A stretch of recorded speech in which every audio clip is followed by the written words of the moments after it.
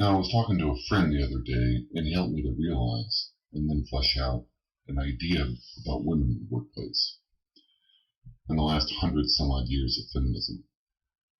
Basically, the thesis of the thought is that women got what they wished for and that they were warned about it. I will start at the beginning and go all the way until I get to the end. Now, by the beginning of the last century, women were pretty much second-class citizens. They were wards of their fathers and then of their husbands, if they were lucky. This was not so much a problem to them then, because they were taught that men took care of women. They were provided for and protected by the men in their lives. I will not get into all the sexual abuse that was rampant back in those days, but generally, women were housed for their own good and protection from random men outside the home, abusing and raping them as sex objects.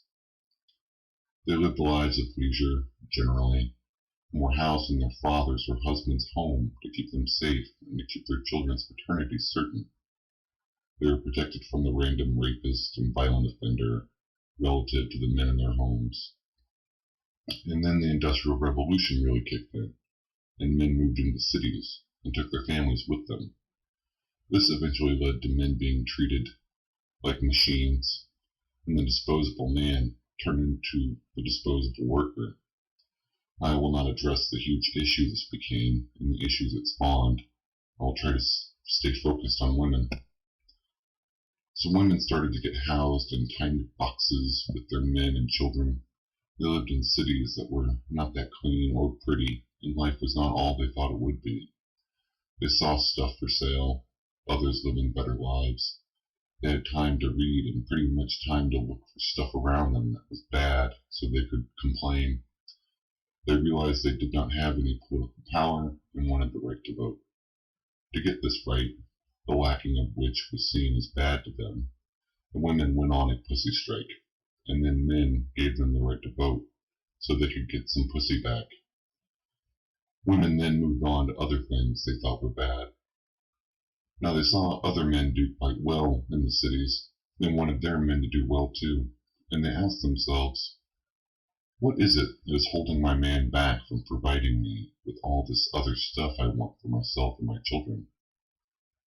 The answer to this question for them was alcohol.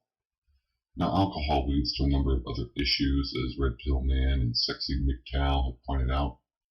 It affects sexual performance and is generally quite expensive too, as well as negatively affecting a person's physical and mental well-being and the ability to control one's inhibitions.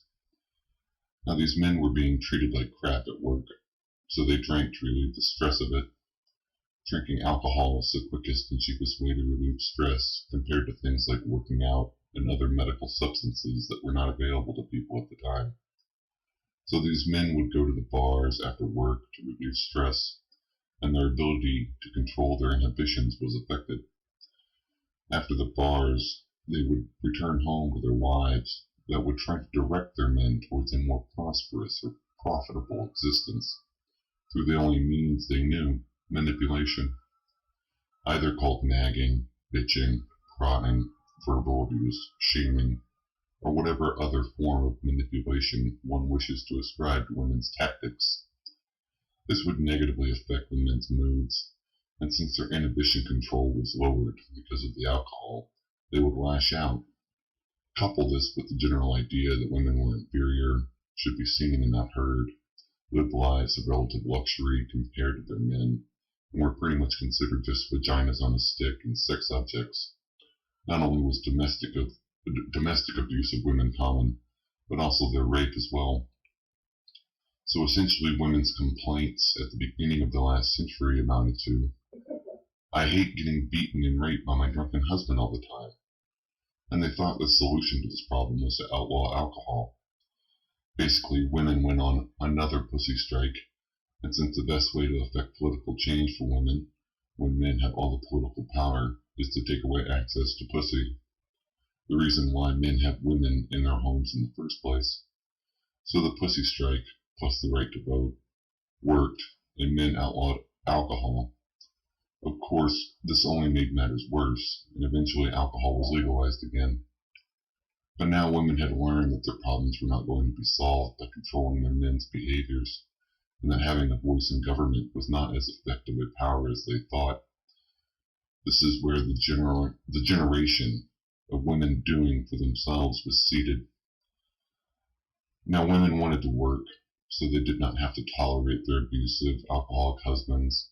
They wanted to control their own destinies.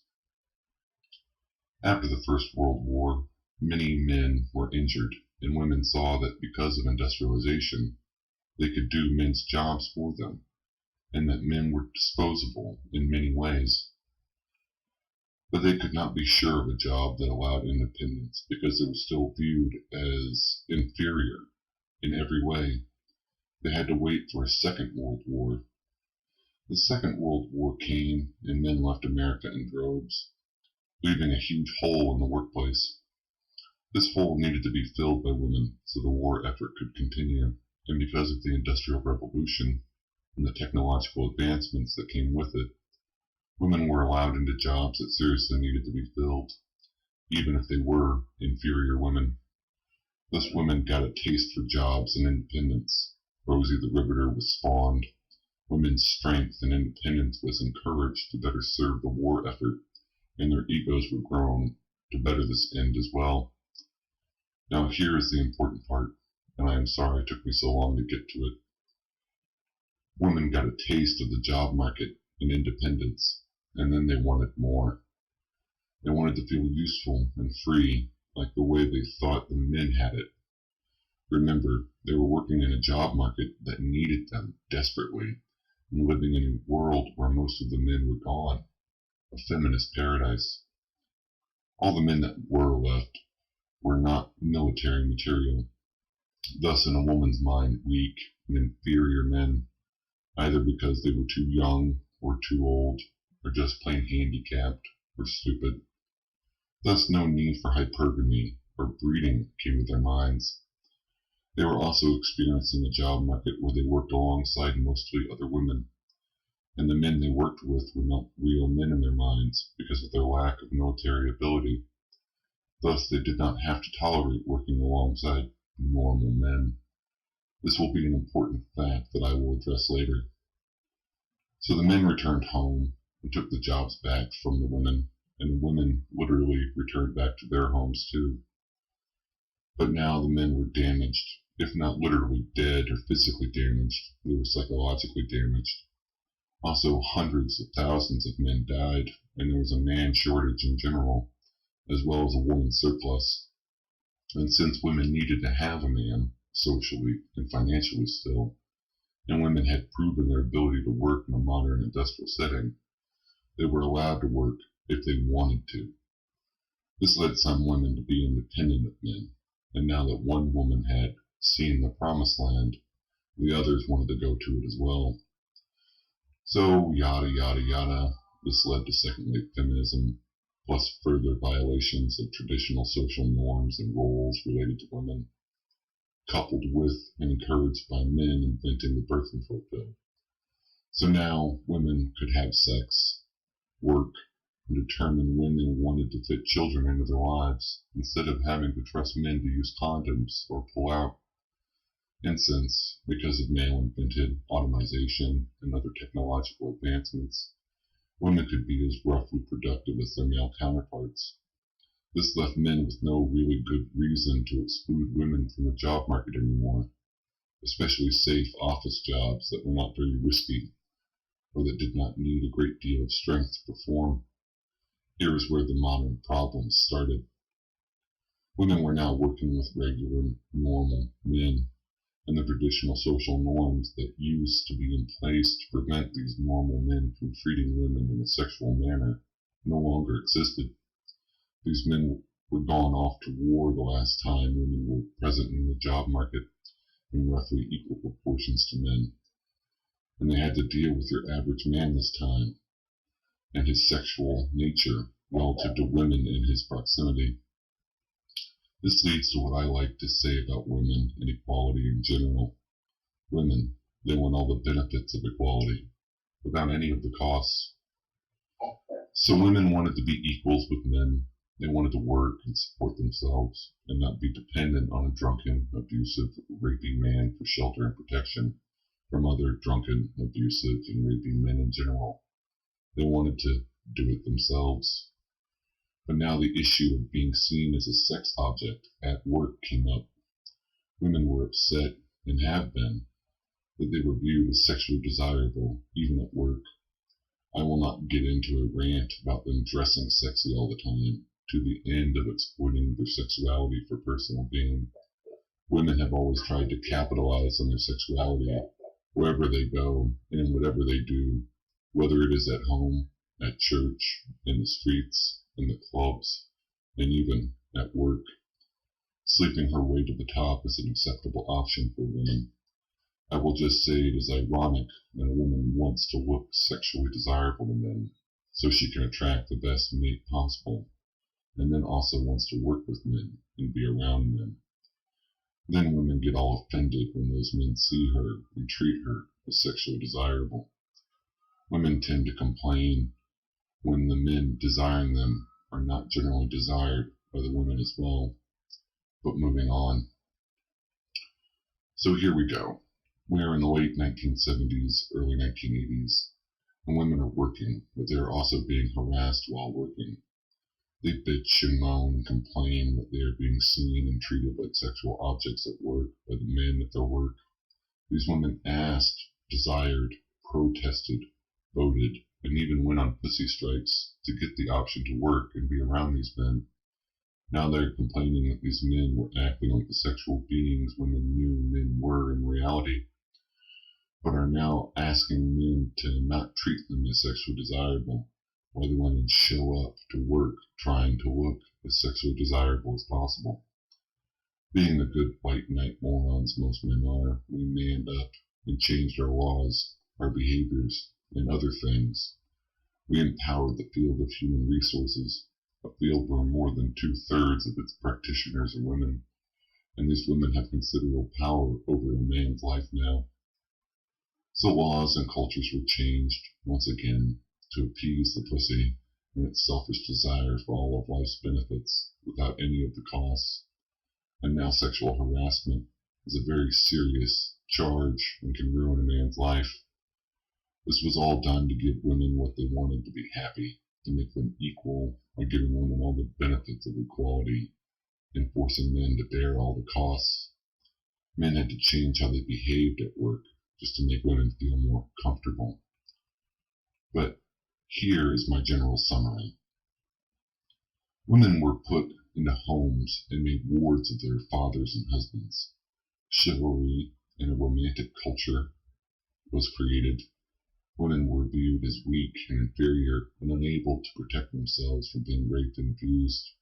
This was all instituted to protect women from being raped and abused, not to serve the patriarchy. Now women have forgotten this, and instead of being happy, they are no longer raped and abused at home. They are no longer happy with being able to leave their husbands at will for any reason and get a job for themselves so they can liberate themselves from the rape and the abuse. They wanted their feelings to be respected and protected too. I will not address the topic of them complaining they are being sexually harassed at work while dressing up with the specific intention of attracting male sexual attention. I will just say the issue 100 years ago was the forced rape and abuse in their very own homes and their inability to do anything about it. Now they can do something about it, get their own jobs, their own homes, and yada yada yada. But much like World War II and Chamberlain's policy of appeasement, letting Hitler have Czechoslovakia, leading to Hitler's taking of Poland, men's policy of appeasement did not lead to women being happy with what they had, but demanding even more. I can chalk this up to human nature and not blame women as a gender, but I will say after nearly an entire century of giving women what they wanted just to get some pussy play at home, men have forgotten to ask women to at least acknowledge how far we have already come in such a short time. We went from raping and abusing a woman in a home they could not leave, a very valid complaint, to women complaining about made-up statistics that are all quite rational consequences of their choices to work, like the wage gap and being called sexy at work while dressing sexy at work. Yes, one action does lead to another, and I for one would like women to simply woman up and say thank you. I would like them to say, thank you men for changing laws in society to try and make us happy, to try and make us more comfortable. I would like women to admit that now they are just nitpicking, that they are just going through American culture with a fine-toothed comb just to get every last little thing they want for themselves. Their complaints were very legitimate 100 years ago, but now they seem silly relative to where they started. Women choose lower-paying, safe office jobs that allow them to make or to take more time off so they can raise their children, and they still complain they're not making enough.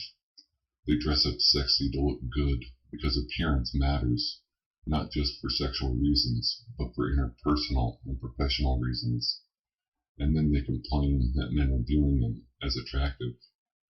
They want the birth control pills men invented for them, so they would be better able to control their own reproduction, paid for by other men, rather than being grateful they have it at all and simply paying for it themselves. They see men at the highest levels of power and wealth and want to be put into those same positions, too, simply because they are women, and women are not present in the same proportions in those areas as they are in other areas. They want more and more equality. To put it in focus again, we all went from women complaining about physical and sexual abuse in their homes by their own guardians to women complaining about making 25% less than men. However untrue this fact is, we all went from rape and abuse to complaining about a fucking quarter. A fucking quarter. I would like women to woman up and at least acknowledge that even their complaints are now petty and silly, and to admit that they are pretty much just bitching. Just a bitch now. Yours truly, M.